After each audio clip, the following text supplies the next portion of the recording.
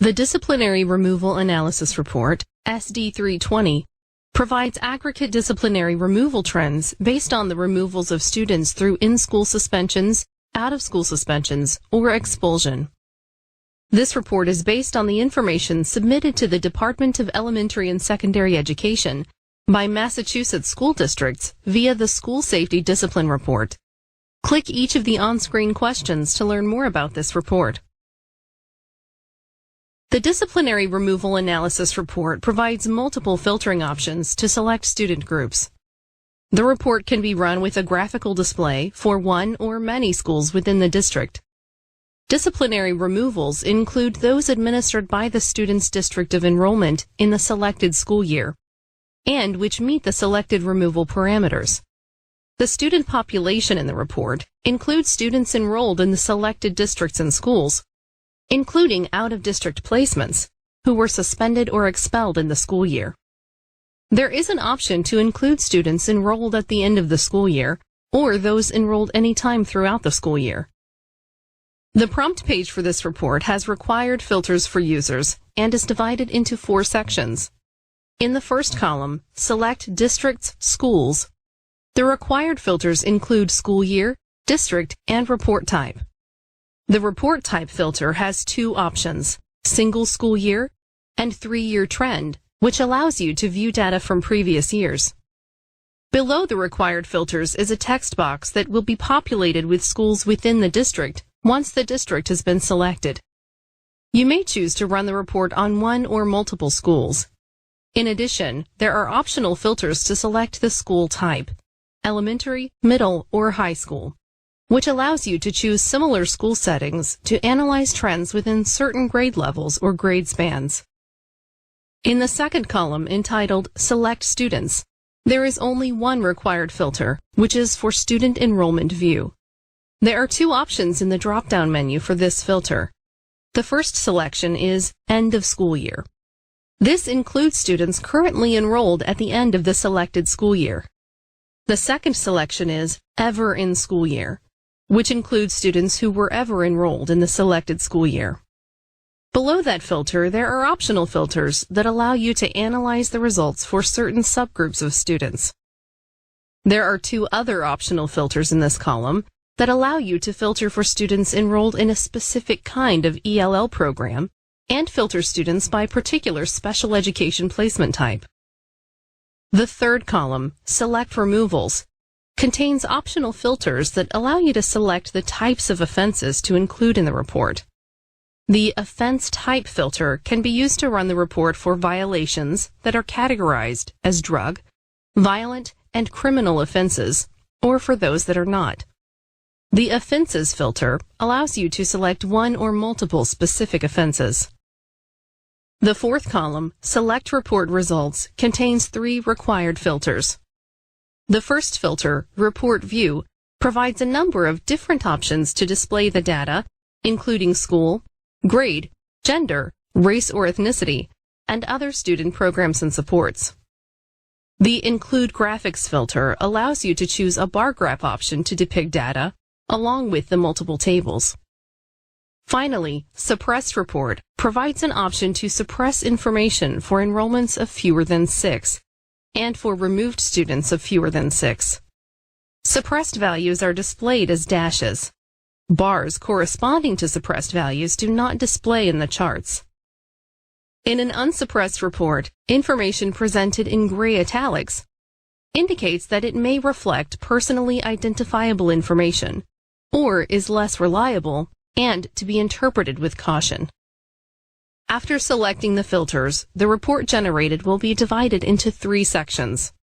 The 3 sections include Section A, Removal Experiences for all students, Section B, Removal Experiences for removed students, and Section C, Details of disciplinary removals. At the top of the report, there are filters that allow you to change the report, specifically how the data are grouped or displayed. The first column will reflect the grouping selected by the report view. In this table, since grouping by schools was selected, all schools within the district are displayed. The data also includes students who are attending school in an out-of-district placement. In Section A, Removal Experiences for All Students, the first two columns provide data on the number of enrolled students and the average removals of all students within the school. The other columns break down the data further by displaying the number and percentage of students who had 0 removals, 1 removal, and 2 or more removals. In Section B, Removal Experiences for Removed Students, the data being displayed in the table no longer focuses on all students, but rather on students who have been removed sometime during the school year. The first 3 columns in the table are similar to Section A. However, in Section B, the next columns focus on the number of cumulative missed days due to suspensions the students have had throughout the year.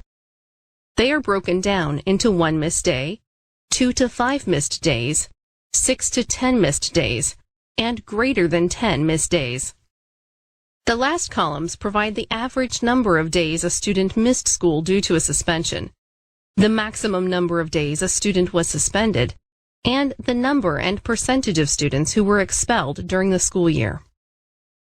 Section C, Details of Disciplinary Removals, breaks the data down into 2 distinct groups. The first shows whether the suspension was an in-school or out-of-school suspension. The columns show both numbers and percentages of students. The second way the data are broken down is by month. Each column identifies the month of the year and the number and percentage of students who were suspended during that month. When looking at data found in this report, it is helpful to develop a list of questions based on your school or district's goals to guide you through the inquiry process. Here are some questions that you may find helpful to begin, but individualizing your own questions will be the most helpful in gaining insight into your students' data. Let's dig into the data more to answer guiding question 2. As a district administrator, such as a special education director, you may want to know whether there are certain removal trends for students with IEPs, and if they differ from the general education population. These data may impact programs offered in your schools, or even additional training that may be necessary for staff members who are working with and addressing behavioral issues of students with IEPs within schools. To begin this inquiry, on the prompt page, we'll start by only using the required filters. To ensure we have trend data, we'll select a 3-year trend report type and the district. In the second column, we will select students who were ever in the district throughout the school year. This will provide data on all students who were enrolled in the district for the 3 years being measured. Since we are focusing on required filters, we will not use filters in the third column, but rather move to column 4, Special Report Results. The focus of this inquiry is comparing students with disabilities rate of removal to students in general education. Therefore, we will select SWD status and sort the report by group year. Finally, we will choose Suppressed Report. Once all the required filters are selected, the Submit button will become activated. Let's look at the results separately in each section. The data in Section A, Removal Experiences for All Students, depicts 2 groups: the number of all students removed and students with disabilities removed for the 2013 and the 2014 school years. When more data are submitted, this report will expand to a 3-year trend. You can see that the average removal for students with disabilities is slightly higher than general education students for both years. When looking more deeply at this category, it is clear that the average removals per student for students without disabilities increased at a far higher rate than for students with disabilities between 2013 and 2014. When analyzing the data for Section B, Removal Experiences for Removed Students, we are now focusing on the group of students who have been disciplined and removed. As in Section A, it is clear that the number of general education students who were disciplined and removed grew at a faster rate than for students with disabilities. However, it also appears that more students without disabilities were removed for 1 day at a higher percentage than students with disabilities in 2014, 33% compared to 21%. Those data may lead to more inquiry based on the specific offenses. For example, were the offenses by the students without disabilities less serious, therefore requiring a shorter removal time? Were some students without disabilities removed for the first time, which may have provided options for less removal time? These questions may be answered through the optional filters on the prompt page. Let's look at Section C and see if there are more data that can be used to support students, teachers, and programs. In Section C, Details of Disciplinary Removals, we are able to see data regarding the type of removal discipline given to the students, whether it was an in-school or out-of-school suspension, as well as which month of the year the removal occurred. When analyzing the data, we can see that in 2014, students without disabilities had a far greater in-school suspension rate than out-of-school suspension rate, 68% compared to 32%.